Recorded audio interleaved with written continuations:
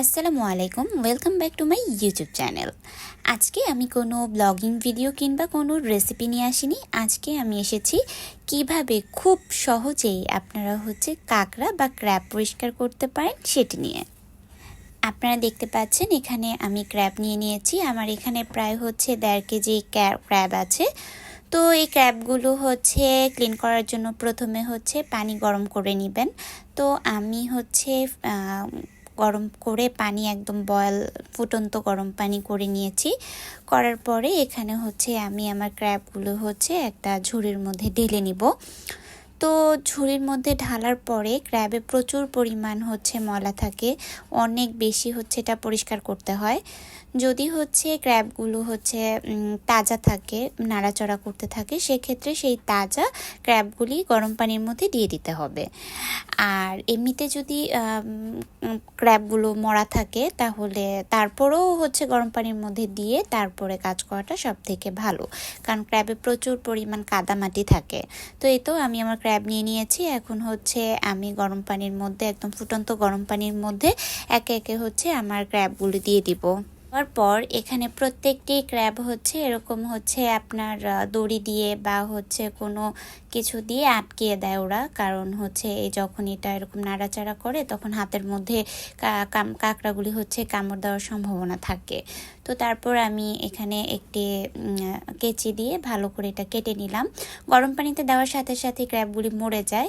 তো আস্তে আস্তে করে দড়িগুলি আমি সুন্দর করে গিঁটগুলি ছুটিয়ে নিব। প্রত্যেকটা ক্র্যাব ভালো করে এই দড়িগুলি ছুটানোর পরে বাসায় আমাদের প্রত্যেকে ব্রাশ থাকে, তো অকেজো কিছু ব্রাশ, সেই ব্রাশটা নিয়ে নিতে হবে এবং এই ব্রাশ দিয়ে খুব ভালোভাবে এই ক্র্যাবগুলো পরিষ্কার করে নিতে হবে। একটু ভালো করে ডলে ডলে আমি একদম এভাবে প্রত্যেকটা ক্র্যাব কেচি দিয়ে কেটে তারপরে এভাবে পরিষ্কার করে নিব। তো আমি পরিষ্কার করে তারপরে আসছি আবার। এই তো আমি পরিষ্কার করে নিয়েছি। এখন আমি আবার গরম পানি নিয়েছি। এখানে হালকা গরম পানি থাকলে সব থেকে বেশি ভালো হয়।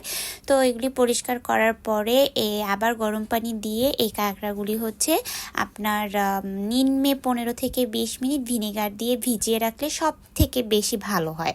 তো এখানে আমি ভিনেগার দিয়ে তারপরে 10 থেকে 15 মিনিট এই কাঁকড়াগুলি ভালো করে ভিজিয়ে রাখবো।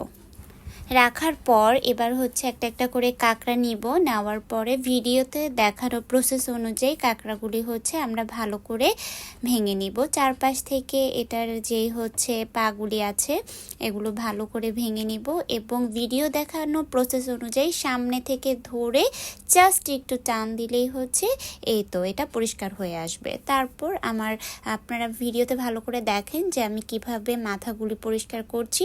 দ্যাটস ইট, এই তো হয়ে গেল এখানে কাঁকড়া পরিষ্কার করা।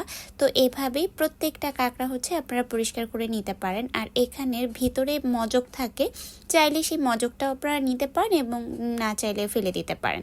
তো এখানে আমি খোসাটা ফেলে দিলাম। তো এক এক করে চলুন আপনাদেরকে আমি আরেকটা প্রসেসিং করে দেখাই। এই তো আপনারা ভিডিওতে দেখছেন যে আমি সুন্দর করে আরেকটা কাঁকড়া নিয়ে নিয়েছি এবং এটার এই তো পাগুলি এবং হাতগুলি ভালো করে ভেঙে নিচ্ছি। ভিডিও অনুযায়ী আপনারা কাজ করলেই পারবেন, জাস্ট হাত দিয়ে হালকা একটু প্রেসার করলেই হয়ে যায়। আর তারপর করার পরে এখানে আপনার জাস্ট মাথার উপর থেকে খোসা থেকে ধরে হালকা করে চাপ দিলেই এটা খুলে আসবে। এভাবে করে আপনারা আপনাদের প্রত্যেকটা কাঁকড়া পরিষ্কার করে নিতে পারেন। তারপর পরিষ্কার করার পর প্রত্যেকটা কাঁকড়া আবার বেশি ভালো করে ধুবেন, 3 থেকে 4 বার। ধোয়ার পরে তারপরে আপনারা রান্নার প্রসেসিংয়ে চলে যেতে পারেন। এই প্রসেসিং করা কাঁকড়াটা আমি কিভাবে রান্না করলাম দেখতে হলে আমার চ্যানেলে ভিজিট করলেই আপনারা ভিডিও পেয়ে যাবেন। সবাই ভালো থাকবেন, সুস্থ থাকবেন এবং আমার ইউটিউব চ্যানেলের সাথেই থাকবেন। আল্লাহ হাফেজ।